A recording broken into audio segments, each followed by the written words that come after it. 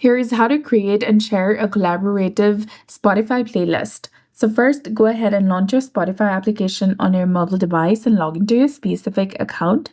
You can go ahead and start a new playlist. So tap on the plus icon or the create icon in the bottom right corner of your screen. Then there you'll get the option of collaborative playlist. Select it. Now enter the name for your playlist. Tap on create highlighted in green color and your playlist will be instantly created. You can go ahead and add songs to this playlist. Select the option, then tap on the plus icon beside the songs that you want to add to your playlist.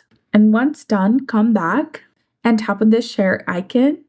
And you can share this collaborative playlist by copying the link and pasting it in a message of a friend to whom you want to share this playlist, or you can share it in your stories, WhatsApp, text messages, WhatsApp status, Snapchat, TikTok, Instagram, and other different social media platforms.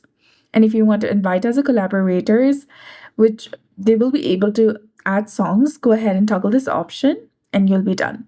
So that's it. I hope you found this video helpful. If you did, please like, share, and subscribe. Thanks for watching. We'll see you again in the next one.